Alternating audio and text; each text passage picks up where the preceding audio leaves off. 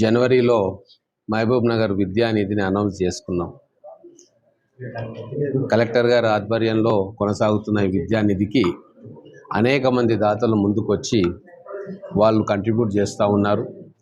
దాన్ని మనం పాఠశాలల మీద పిల్లల మీద ఖర్చు పెడతా ఉన్నాం.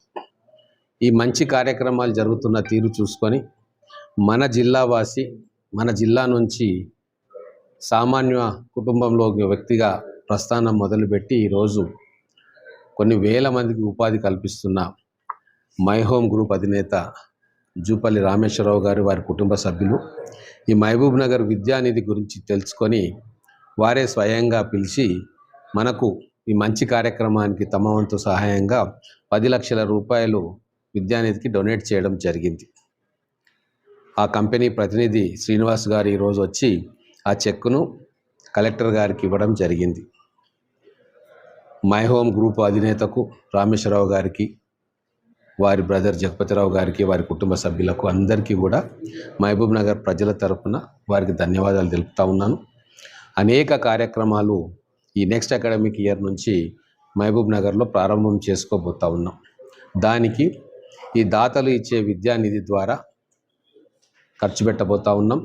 మొత్తం ఈ 4 సంవత్సరాల్లో 10 కోట్ల రూపాయలని ఈ విద్యానిధి ద్వారా కలెక్టర్ ఆధ్వర్యంలో సేకరించి జిల్లా యంత్రాంగం ద్వారా దాన్ని ఖర్చు పెట్టాలని చెప్పి అనుకుంటా ఉన్నాం.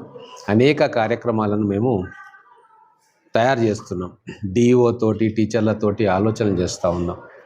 అలాగే రేపు రాబోయే రోజుల్లో ఎస్ఐ ట్రైనింగ్ కావచ్చు, డిఎస్సి ట్రైనింగ్ కావచ్చు, కోచింగ్ క్లాసెస్ కావచ్చు, అవన్నీ కూడా మహబూబ్ నగర్ పట్టణంలోని ఈ చుట్టుముట్టు ప్రాంతాల విద్యార్థులకు, అంటే జాబ్స్ కోసం ప్రిపేర్ అయ్యే విద్యార్థులందరికీ కూడా ఈ విద్యానిధి ద్వారా ఉచిత కోచింగ్ కూడా ఇవ్వాలని చెప్పి ఒక ఆలోచన ఉంది.